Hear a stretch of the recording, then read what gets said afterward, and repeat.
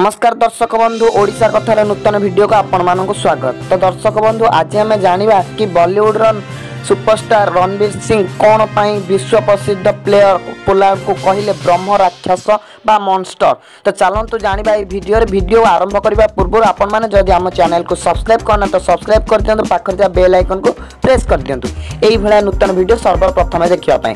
तो दर्शक बंधु चलित वर्ष आईपीएल बुधवार खेल जाइथिबा मैच रे मुंबई इंडियंस और किंग्स 11 पंजाब मुहांमुही होइतिले। मैच रो शेष बॉल रे विजय पाई 2 रन आवश्यक हेउथुवा बेले मुंबई एहाकु हासिल करी रोमांचकर विजय लाभ करिथिला। कामचला अधिनायक काइरन पोलार्ड धुआंधार इनिंग बल रे मुंबई एही मैच रे विजय होइतिला। मैच रे पोलार्ड को द्वारा मरा जाइथिबा चौका और छक्का को देखि बॉलीवुड अभिनेता रणवीर सिंह चकित होई पड़िथिले एवं से पोलार्ड को प्रशंसा करी राक्षस बोली कहिथिले।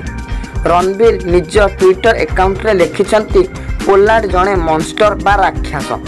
से चमत्कार बैटिंग कले अधिनायक भावे सर्वश्रेष्ठ बैटिंग करबा सह से टीम रो दमदार नेतृत्व मध्य नेइछंती। सूचना योग्य ए मैच रे पोलार्ड निज देशर अलराजी जोसेफ को सह मिसी सप्तम विकेट पाई 3.4 ओवर रे 54 रन रो भागीदारी करथिले जहा बल रे मुंबई विजय होइथिला। पोलार्ड को एही इनिंग को चलित संस्करण अन्यतम सर्वश्रेष्ठ इनिंग कहले अतृप्ति हेबो नाही। तो दर्शक बंधु आज वीडियो पे एतिकी जदि एही भला वीडियो आपण माने देखिबा चाहत तो हम चैनल को सब्सक्राइब करंतु पाखा बेल आइकन प्रेस करंतु।